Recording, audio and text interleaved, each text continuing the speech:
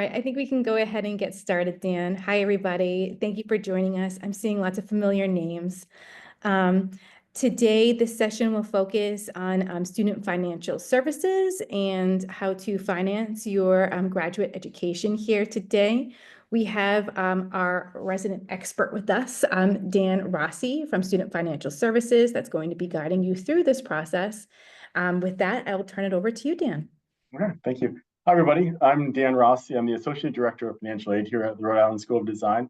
I've been in financial aid for almost 20 years now, and actually a little bit before that, I started as a student government advocate for affordability in college education, and it's always been a lifelong kind of interest of mine to make sure and to try to help families and students understand how to finance a college degree and how to do it so you can continue to do what you want to do after you get the degree, so that it sets you up and sets you in the right path. And that's something that I'm really proud of, that I think our office does very well, is understanding all aspects of this and helping you make a financial plan for your time at RISD, but then also just being aware of what to do afterwards and just the whole piece of planning around a Rhode Island School of Design degree.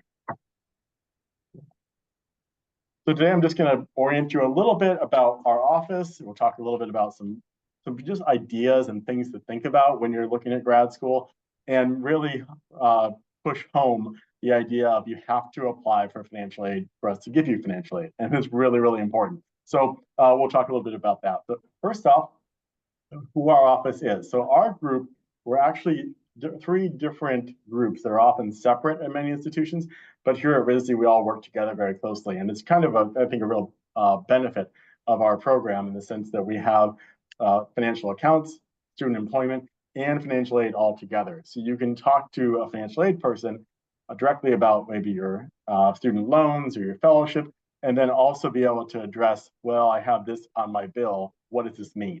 And we're cross-training, we have some awareness there. We can also talk about graduate assistantships and what those mean. So it's something that I think it's really can be a benefit to be able to have all of those different pieces together and to give you a service that has all of those different aspects to it. Our office is located here, very centrally located for a financial aid office. This is something that oftentimes are not necessarily right in the heart of campus, but it's great. The Career Services office and our office are on the same floor of ProbWatch building. I think those are really important ideas to have in your head so that you understand, all right, so what do I do after RISD and how am I finance it while I'm at RISD, which can be done very easily at our institution. Here's our agenda. So basically, yeah, just building a financial plan. We really want to make sure that everybody who decides to enroll at the Rhode Island School of Design, when you get that admissions notice, when you get that financial aid notice, you are ready and you have a plan in place to finance the full time here. RISD is a very intense environment. It's a very a rich environment. There's a lot going on. And we want you to have a good idea of how you're going to figure all this out before you arrive on campus. And so when you made that choice to accept, that you have that plan. And so we just want to really highlight that aspect of it. The other thing is, what can you do right now? This is besides applying for the financial aid application, but completing our process, you should be and could be looking for outside resources. We really encourage students to bring in whatever outside money they possibly can and get yourself set up as much as possible to be a success here at RISD. And oftentimes looking for what prizes might be out there, what kind of institutions, organizations might be able to fund a certain major you're looking at, it now really sets you up later on so that you can start applying for things and make sure that you've got a good library of potential resources for you now so that you can be aware of any deadlines. We'll also talk about the cost of attendance, indirect costs, and just like what those other costs besides just tuition and fees, RISD resources, student employment, and then we'll talk a little bit about the different types of student loans. I'm not going to go into this in a real deep way, but happy to answer some questions. And I think this is really a critical piece for anybody looking at any grad school to understand what these kinds of resources are. All right, so building a RISD financial plan. One of the biggest pieces around this is the idea that when you pay for your tuition and fees at an institution like RISD, your tuition and fees is half in the fall, half in the spring. So you want to have a plan to how to break that up, how to make sure that you have a sense of, okay, so I'm going to have a big bill that's going to come in August before I enroll. How do I have that? Do I have the resources for that? And if not, what are my resources that I can look at and what are my options there? We have a couple different aspects that are there. We have a monthly payment plan, which is an option for both domestic and international students. Student loans are an option. Looking at all these different resources that you have are all very important. In planning for other costs too. So it's not just your tuition and fees that you have to be thinking about. You have to think about, well, I've got to move to Providence. I've got to get here. How much does that cost? I've got to move my stuff here. And those are things that typical financial aid doesn't really cover. So you have to have that as part of your plan and make sure that you're aware of that if you're needing money for living expenses as a graduate student, you're not going to get those funds until you've actually started your program. So there is funding available, like through loans and sometimes scholarship resources, but those funds would never be available until you actually begin the program. The other thing too is, you have to look at this as when you are planning to go to grad school, you really want your financial house in the best order possible. We understand that it's not always the easiest thing to do, but we just want to highlight, you don't want to have a lot of credit card debt. You want to try to minimize some of those other outlying costs because really when you're in school, when you're in a graduate program, you don't have a lot of time to do much else to earn money. So it's something that if you have credit card debt, it's just going to have, unfortunately, probably sit there for a long time and grow in interest and all that. So you want to be aware of that. Also, the Grad Plus loan, which is a large loan or like a heavy lifting loan for a lot of students, US students, is something that does have some credit requirements to it. It doesn't look at your credit score, but it does look at like any types of delinquencies involved in your credit. So if you have late payments or things like that, you want to get all of that ironed out well in advance. Okay, so what is RISD financial aid? What does it look like? So it's really something at RISD for the graduate side. It's pretty robust and pretty awesome that we have the resources we do for our grad students. It's something that 98% of entering students receive RISD fellowship in the 24-25 academic year. So if you apply, if you fill out our form and you say that you do want to be considered for financial aid, it's very, very likely you will receive some type of a RISD fellowship. So it's definitely something that you want to make sure, this just underlines how important it is to complete our RISD financial aid application and for US students, the FAFSA, the federal free application for federal student aid. Other types of aid we have the Society of Presidential Fellowship. So that is something that's very select, but it's something that this is kind of an extra bonus that is available that some students are receiving. So it's just saying that we do have some programs that give even more money than typically a RISD fellowship. And just to me highlights the idea that you got to make sure that you're really applying for our process so that you don't miss any of this and make sure that you be considered for it because it really can be a game changer. I think for a lot of people, they aren't sure about the cost incurred by an institute or a program like RISD. So they look at it, they see the sticker value, and they just don't feel like it's going to work for them. And then when they get their financial aid offer, they realize that, oh, actually, this is going to be pretty manageable. So I think it's all about that and understanding that these are options that are available. The federal loan options and work study and private education loans, these are things we like to bring up mostly for you to make sure that you're thinking about these resources and you have a plan in place. So if you are thinking, okay, I want to go to RISD, I don't know what kind of fellowship I might get, maybe you don't get as much as you were hoping for, but you still want to come and you still want to understand what are all your options? What do you have out there that you can do? And one of those options is for domestic students, federal loan options. And for grad students, they can take loans that cover their entire cost of attendance. And so it is something that you can finance it, but it's a matter of, do you really understand loan repayment? Do you understand how much it's going to cost you in the back end? You want to make sure you're sensitive and aware of how much you're willing to borrow when you're looking at a program. And these are things you should be doing now, not something that you want to do in March when you learn about whether or not you're admitted. You want to have a good sense of how these things work as early as you possibly can. All right, this is the actual financial aid process at RISD. And it's something that it's very important to understand. So if you are a domestic applicant, US citizen or permanent resident, and you can complete a FAFSA, which is open now. So you're welcome to go ahead and do this, but it's not due until the deadline, which is February 1st.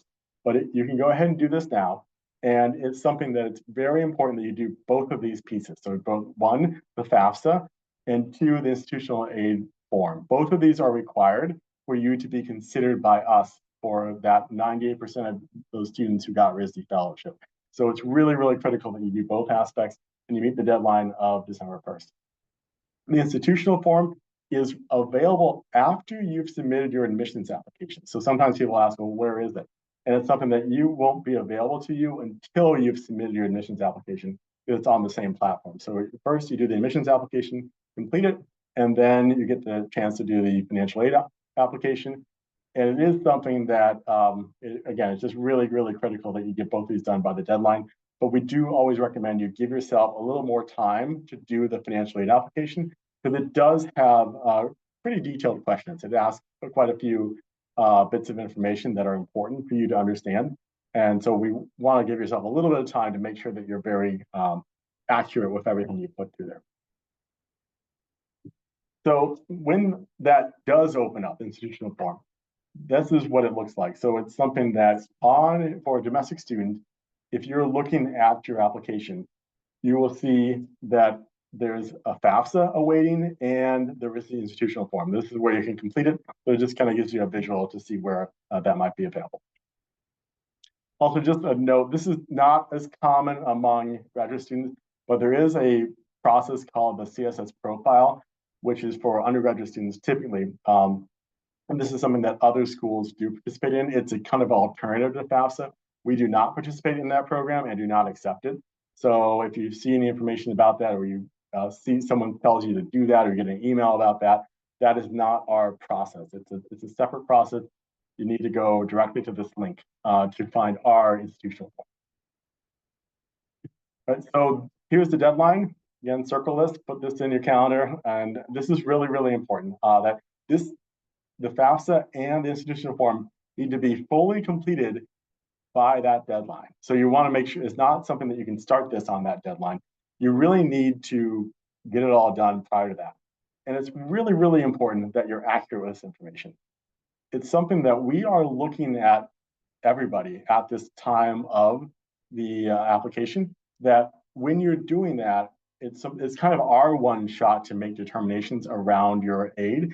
And so we're thinking, okay, this person has dotted their I's and crossed their T's and made sure everything they put in there is accurate and may be documented. We might ask you to support some of that material if need be. So always just keep that in mind, that anything you put in there, it is subject to verification by our office if we look at something and we're a little bit questioning. So just be aware of all of that when you're submitting your institutional application. Because it's something that if something's wrong and you tell us like right after the decisions were released, we really can't do anything at that point. It's too late. It's something that we are making all these big decisions.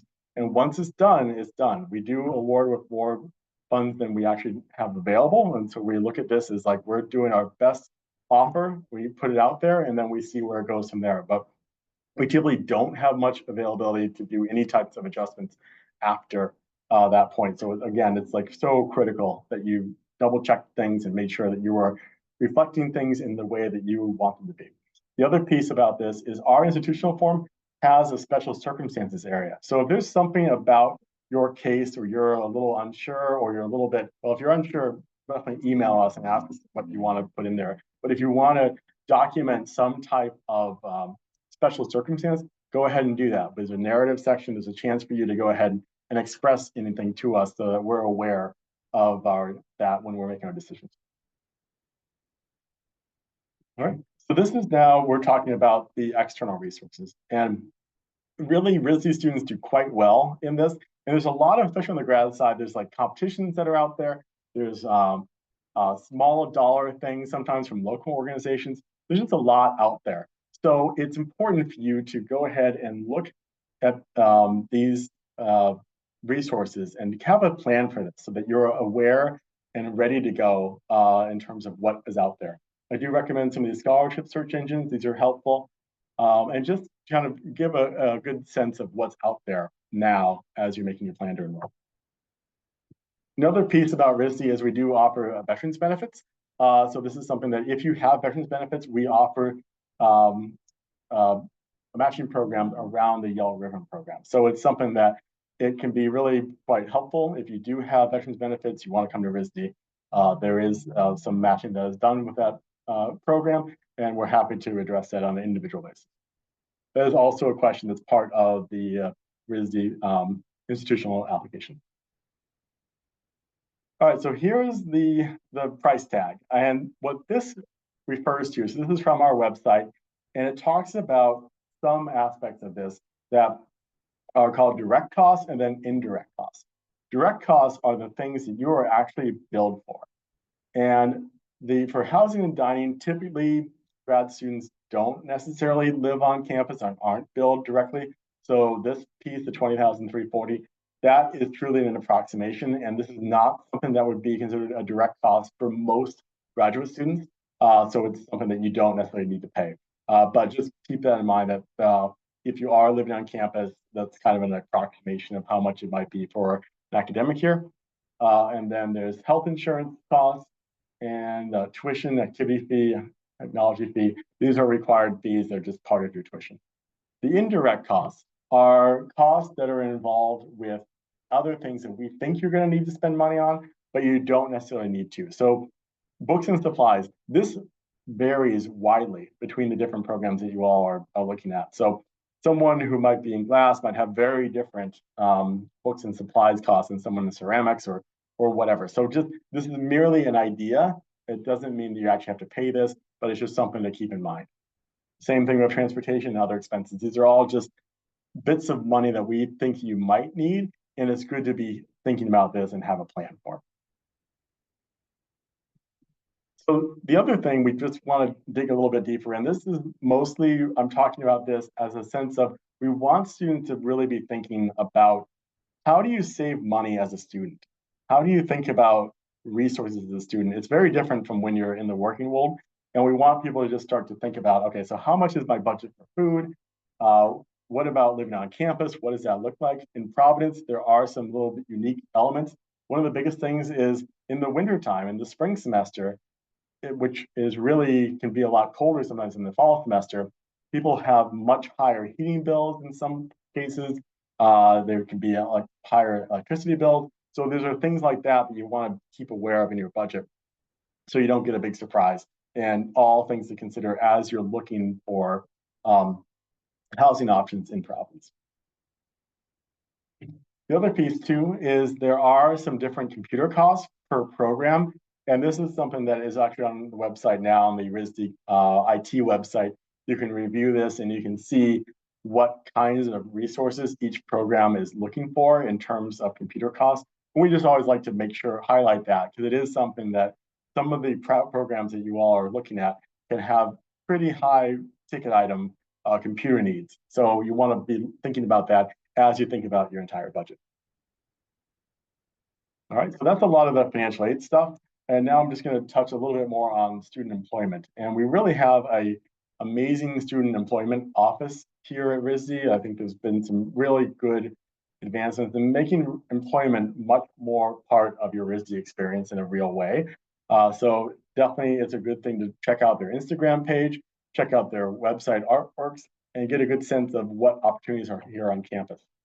As part of your process of applying for aid, oftentimes students are given graduate assistantships as part of their financial aid package. So what that means is they are truly exempt salary roles. They're something that they give you a stipend. And it's not the same as, like, so at many institutions, they might do tuition waivers or things like that. That's not what this is. This is something that, while the work might be similar, it's a direct payment to you. It is not a waiver towards your tuition and fees. It really is something that every department looks at a little differently. So you'll want to reach out to your department directly when you're offered one. But just keep in mind that there are some good resources around assistantships, and there's a variety of them. There's research assistantships, teaching assistantships, technical. So you can see that there's a little bit of of options there, and it really does range by department. So it's a resource, but it's not necessarily like a waiver program. The other piece too is there are hourly paid positions on campus. So if you're not necessarily doing a assistantship, we have, for example, we have our positions in our office that you can do different things. And there's a lot of focus, or there has been increased focus on making these positions to be truly beneficial for your career development. And it's great. I think there's a lot of supervisors around campus have really been taking a good lead and trying to make these experiences good for the students, flexible for the students, and really provide some real developments that you can use these experiences to help you after you leave the institution. All right, so here's a quick recap. Again, if you're a domestic student, complete the 25-26 FAFSA. If you are both international and domestic students, do both need to complete the institutional financial aid application, so make sure you do that if you're domestic or international. That's required for both. And then look for outside resources. So those are really kind of a lot of what I want to recap. And so I think at this point, I'll take some questions and I can go on if people have some more questions. And Jen, I'm going to look in the Q&A section here. Great, thank you. Yes, everybody, you can start typing your questions in the Q&A section of Zoom. Please put your questions there so we can answer them in order. All right. Let's see here. For an application fee waiver, please email us at admissions@risd.edu. We're the ones that actually handle this. Yep, thank you. All right. I just put our email address in the chat. Okay. Will you be going through a copy of the RISD financial aid application with us during this presentation in case anything on the application happens to be confusing? So unfortunately, I didn't do that as part of this presentation. There can be some pieces of that. We have some much better information. We've gone now the second year we've had this same general form. And I think we've ironed out a lot of those questions, and a lot of the pop-up information is relatively clear. But definitely email us. And also the other thing too is we don't really like to talk about in these scenarios is individual cases, because we want you to, it's a little bit, this is a broad session. We don't want to get into individual cases to that degree. But definitely feel free to email us as a resource at sfs@risd.edu, and we can help you with that if you have any direct questions. Great, thank you, Dan. All right. Do students ever enroll in Medicaid? Do students have to purchase institutional health insurance? So there is a waiver program for students. Now it is something that you need to show you have comparable insurance. And no, typically it's not Medicaid. It would be something that they would need to provide. It's either oftentimes for graduate students, it's like if a spouse has medical insurance or other options. But on the RISD Student Help website, they do have information about the waiver, and you can look at it there to learn more. I'm going to drop a link now in the chat where you can find more information on that. All right. Do I have to fill out the RISD institutional form to be considered for scholarship?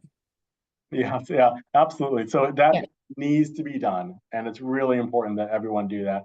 Even if you don't necessarily want to be considered for financial aid, there's a checkbox there. You can say, no, I don't want to be considered for financial aid. But it's something that we really encourage you to. And as I noted at the beginning, 90% of students received RISD fellowship, and they all would have had to have done that official application. They would not have received anything if they did not do that form. So it's really important that you do that piece. And I just also want to add to that all applicants should be filling out this form. That includes international and domestic students. Yep. At RISD for the graduate admissions, both domestic and international students are eligible for fellowships and assistantships. So we need everyone to fill this form out. I think that's thank you for underlining that. I feel like I need to underline that even more because it is something that the international student side of it, a lot of institutions do not offer financial aid for international students, but at RISD, they are part of that 98% if they completed the institutional application. So it's really critical that if you're an international student, you complete this form as well. Yeah. And, I just want to say too that Fellowships vary from program to program. Generally, they do not cover the full cost of attendance. So just keep that in mind. Are there any additional materials such as supplemental essay required to be considered for the scholarship? No. Nope. Just Yep. fill out the form and aid is awarded based on need and merit. It is assigned as part of the admissions review process by the faculty in the department that are reviewing your application.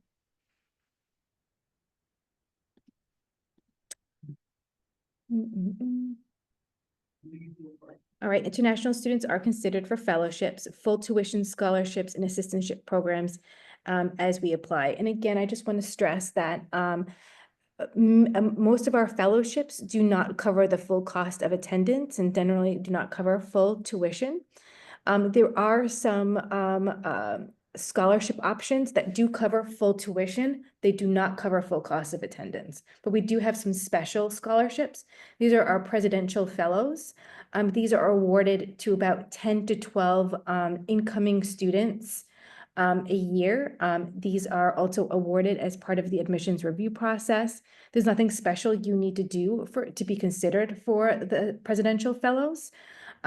Each department will put forward a candidate to get this award, and then there's a committee that reviews your application materials. And then they decide the 10 to 12 of the whole incoming graduate class.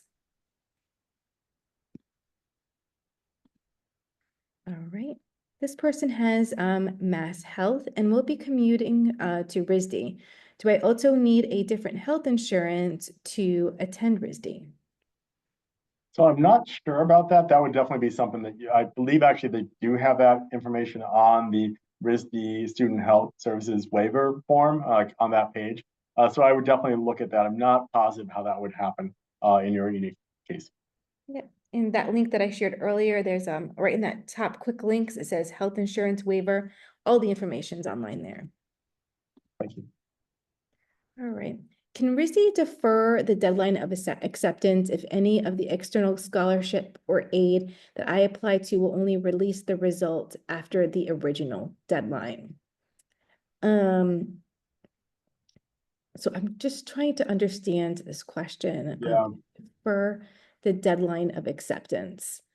So I'm assuming like if you get admitted, but like, so the deposit, okay, I understand the question now. I had to think about it. So the deposit deadline for RISD is usually April 15th. It'll probably likely be April 15th. So you have to decide whether or not you're going to attend RISD by making your $500 deposit by April 15th. If you have, and this happened last year, and we understand it's a high stress situation. If you don't know if you are going to get your fellowship or get external funding by that time, I'm trying to think. So deferring is an option. You have to request to defer by the April 15th deadline. You have to defer by the April 15th deadline. That decision is reviewed by your graduate program director. If approved, you would defer for 1 calendar year. At that time, hopefully your external funding has come into place and you can use it for that following year. But unfortunately, that deposit deadline is pretty firm. I hope that answers the question. I think that relates to the idea of like making that plan or having an understanding like, okay, so what happens if this occurs in my life versus something else? And I think in terms of the timeline of when you get admitted and you get your financial aid decision, and then when you have to respond by, it's not super long. And that's where I think we really want you to have a good sense of, all right, so what happens if I get a certain amount of RISD fellowship? How would that influence my decision to attend? And that's where I think it's important to understand the cost of attendance, and then what would happen if you got a certain number for that RISD fellowship and how that would work into your plan.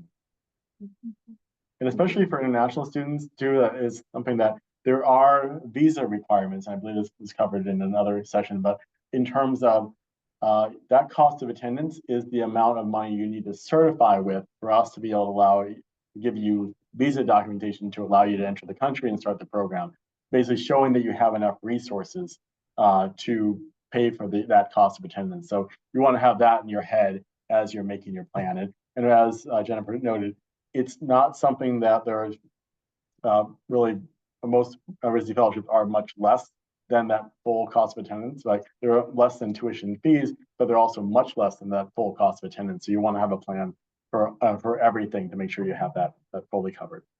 And not just for the first year. If you're in a 2-year program, you want to have it for the first and second year.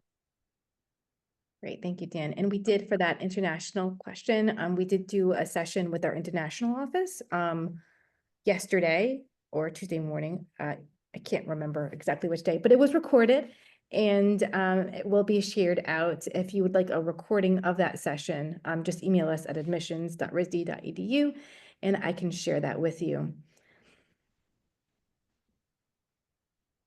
Another note, which I didn't really cover too much directly, I think it's on the slide, but in terms of the RISD fellowships are renewable in the second year. So if you're in a 2-year program and you got, like, let's say a $30,000 RISD fellowship, that will be renewable in the second year. You'll get that same amount of funding, and it'll actually increase slightly if there's any tuition increase. So that is a nice perk of this. So when you get that financial aid notice, understand that that is for the entire length of your regular length of your program. Yep, as long as you remain in good academic standing. That's true. Yep. But everybody usually does stay in good academic standing. All our students are great. Mm-hmm. Any other questions? Now is the time. We've got the expert here. Feel free to type them in the Q&A. We got some time. There's no wrong question.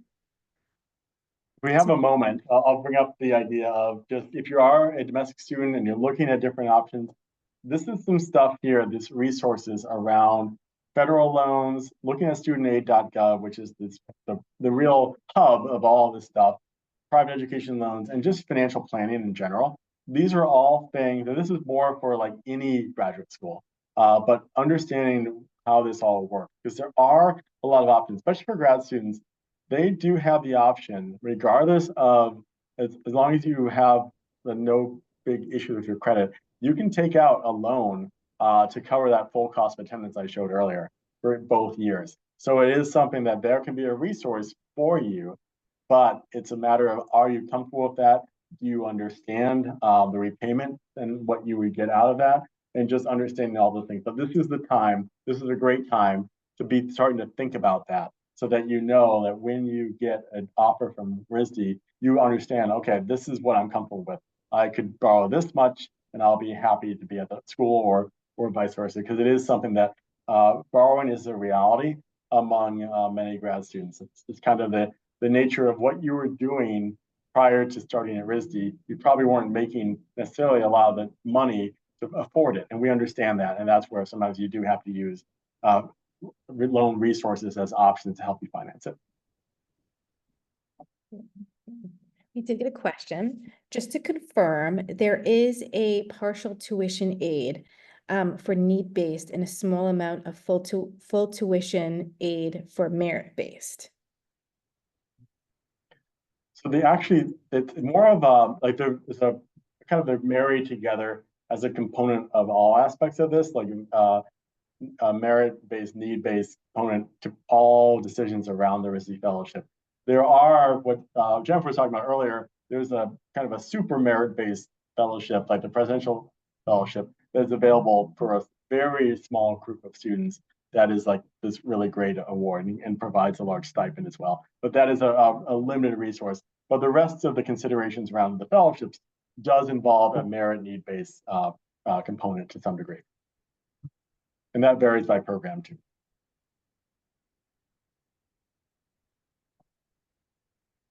Is it possible to apply for both merit and need-based?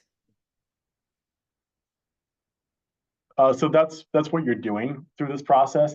So inherently, by completing our institutional form, you're providing a lot of need information. And then by the FAFSA, if you're a US student, that also is a big need component. Thank you, Dan. So when we say merit and need-based, as Dan said, need is, we determine that from the FAFSA and the RISD institutional form, and merit, that's coming from your application materials. So the department who assigns the fellowship is looking at your application holistically. They're looking at everything. And so that's how they determine, who gets what. And just to clarify the deadlines is what again, so I'm sorry, it is February 1st for all graduate students, and this is both documents. The FAFSA just recently opened, and they were talking about a December 1st opening, but they opened up a little bit earlier. And that's really more of an opening concept there. But it's February 1st for you all in terms of the FAFSA for domestic students, institutional form for domestic students and international students. Does that answer the question? Is that clear? Okay. All right. For need-based requires additional material. Again, we determine need-based by that RISD institutional form. So when you, after you submit your application in your applicant status portal, you will see the link in one of the checklist options on your portal to complete that form. That's like the most important form. Fill out that form. Yeah, Fill it and out. it is something like in terms of any additional material, we're not asking you for any material at that time, but it is something that if you're putting information in there, if you're saying that you have certain resources or don't have certain resources, those are things that we could verify. So it is something that the institution reserves the right to verify information. And if we're seeing something that, let's say you have no money and on your institutional form, but then your FAFSA comes back and you have quite a bit of funding from your tax return, those are things that we might ask like, well, what happened here? And we might need you to verify. So that's, again, where the accuracy is so critical.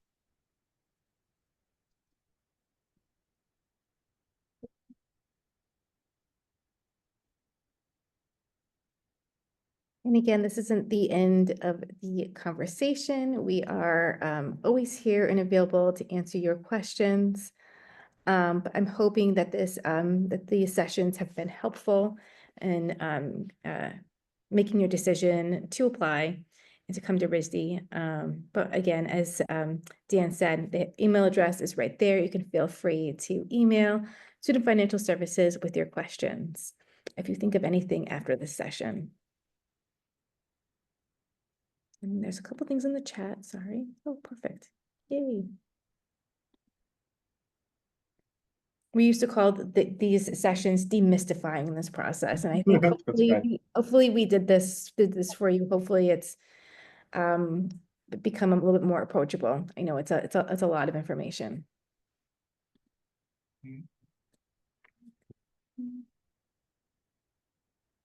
Application will review after the deadline. Correct. We do not review any applications before the January 6th deadline. So just so you have a sense of the timeline, you apply by January 6th. Please get your application in a little bit before that. RISD does go on break for a winter break that week before the deadline. We will still be working behind the scenes. We'll still be answering some emails, but we won't be as responsive as we normally are. So just to avoid any stress approaching the deadline, try to get your application and questions in before that winter break. Then after the January 6th deadline, all the applications go to all the departments. The department that you apply for are the departments that are reviewing your applications. They have until the end of February to review your applications. Some departments do interviews, others do not.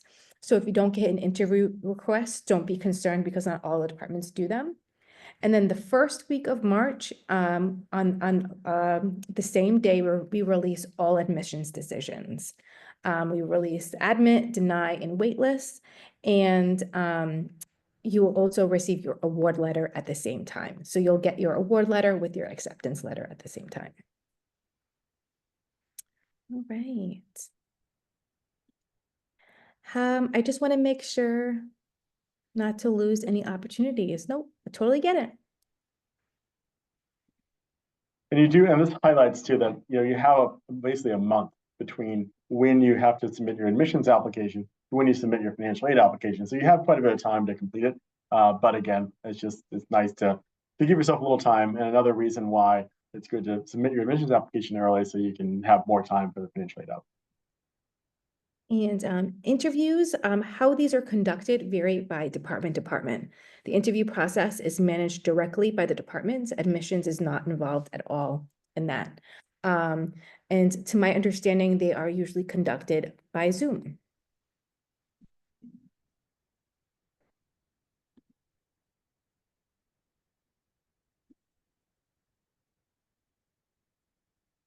All right.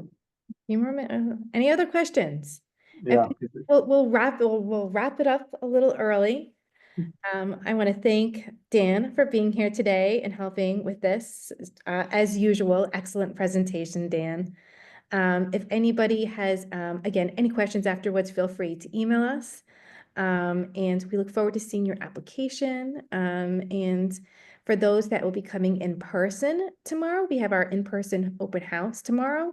The open house welcome session will be happening in the same building that Student Financial Services is housed. So if you want to talk to an actual, real life human being about I'll be this, here. We'll have a little group. Dan will be there. Yeah. And this session was also recorded. We are getting these recordings on the YouTube channel as fast as possible. For anybody who registered for this event, you'll get the recording automatically. So give us about 24 hours and you will get this recording. All right. Thank you so much, Dan. Thank you. Let's see here. Oh, one more last question sneaking in. Do different states have resources or different resources? So not really on the grad level. So it is something for undergrad level. If you submit a FAFSA, there are different types of grant programs. It's typically not really the same scenario for if you are from a different state. Again, I'm talking about federal aid options. And so otherwise it doesn't really matter. It doesn't really change anything. And this is a private school. So in terms of like, there's no like in resident tuition kind of thing, everybody has the same price.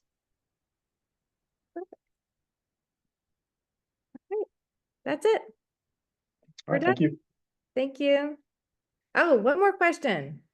Sorry, we're dragging it out. What are some options if you want to avoid loans? So No, really, yeah, I think the big thing is complete our application so that we can give you some RISD fellowship. And also the other option is really looking outside. Looking for outside resources is really critical at this time to understand what you're looking at. Because loans are just a part of the graduate school landscape. And so it's something that, if you have a large RISD fellowship and it might pay most of your tuition, but you still probably need money to handle the rest of it. And that's where the loan options, understanding what they are. I think there's a lot of different income-driven repayment options that are out there for students.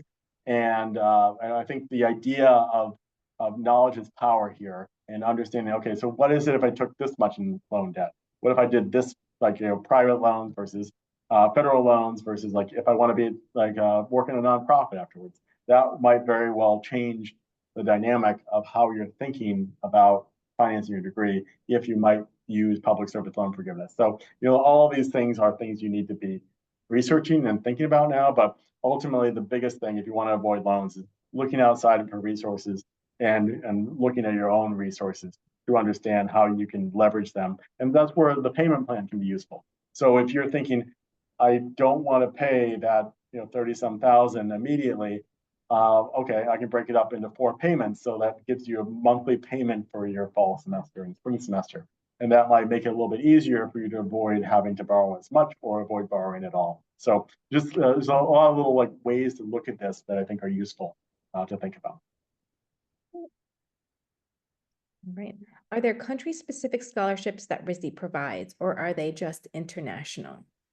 It's just international. So it's something that is all part of that behind the scenes considerations. And RISD does participate in the Fulbright program too. That's an option for some additional funding that is organized by the Career Center, I believe. Am I speaking incorrectly on? Yeah, in terms of that, so like all that you put in your financial aid application, so we understand that that's a part of it. And there's some questions around different programs that people might be in that are involved there, but yeah. Okay. And teacher assistance, does it require any additionals like a high score in IELTS or a teaching experience? No, Oh, yep. nope. So yeah. Nope.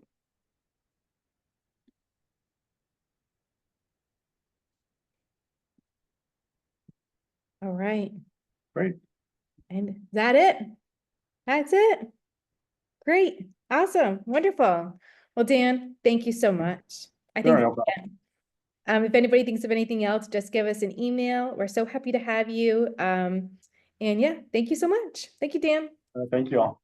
Take Take care. care.